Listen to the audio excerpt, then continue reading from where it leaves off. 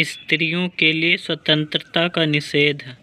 गीता में श्री भगवान ने कहा है, यतः प्रवृत्तिर्भूतानां येन सर्वमिदं ततं स्वकर्मणा तमभ्यर्च्य सिद्धिं विदन्ति मानवः।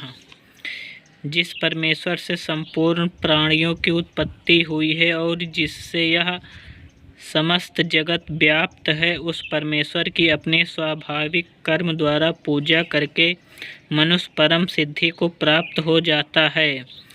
जिस प्रकार ब्राह्मण, क्षत्रिय, वैश्य, शूद्र चारों वर्ण वाले सभी मनुष्य अपने अपने कर्मों द्वारा भगवान को पूजकर परम गति को प्राप्त हो जाते हैं, इसी प्रकार कन्या, सुहागिन तथा विधवा स्त्रियां भी अपने अपने कर्तव्य कर्म द्वारा भगवान को पूजकर परम गति को प्राप्त हो जाती हैं। कर्तव्य क्या है और अकर्तव्य क्या है, इस विषय में शास्त्र ही प्रमाण है। जो स्त्री शास्त्र की मर्यादा के अनुसार चलती है, उससे उसका निश्चय ही कल्याण होता है, किंतु यदि कोई स्त्री शास्त्र मर्यादा को त्याग कर मनमाना काम अच्छा समझकर भी करती है तो भी उसको कुछ लाभ नहीं होता। भगवान ने गीता में बतलाया है, या शास्त्र विधि मुत्सृज्य वर्तते कामकारतः न सा सिद्धि मवाप्नोति न सुखम न पराम गतिम।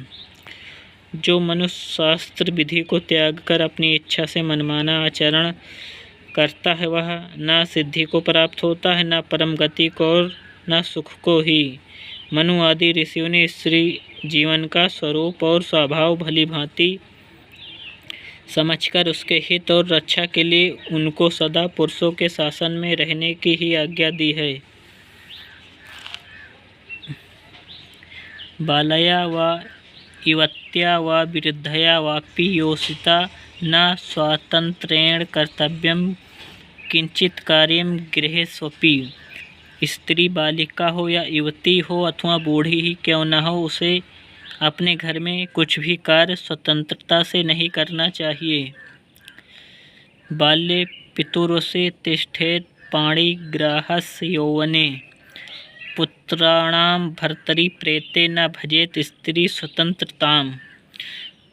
बाल्यावस्था में वह पिता के अधीन रहे, युवावस्था में पति के वश में रहे और यदि पति की मृत्यु हो जाए तो पुत्रों के अधीन रहे। तात्पर्य यह कि स्त्री कभी स्वच्छंदता का आश्रय न ले।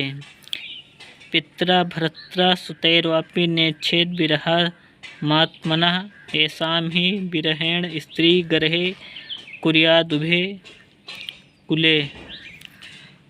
वह पिता, पति अथवा पुत्रों से अपने को अलग रखने की कभी इच्छा न करे, क्योंकि इनसे अलग रहने से पितृकुल और पतिकुल दोनों के कलंकित होने की संभावना है। स्त्रियों के स्वतंत्र और आरक्षित होने पर नाना प्रकार के दोष उत्पन्न हो जाते हैं और उनकी रक्षा करने से अपनी और धर्म की रक्षा होती है। इसलिए शास्त्रों में स्त्रियों के लिए स्वतंत्रता का निषेध किया है। शास्त्रकार, ऋषि, महर्षि, त्रिकालदर्शी, स्वार्थ त्यागी, समदर्शी, अनुभवी, पूर्वापर को गहराई से सोचने वाले और संसार के परम हितैषी,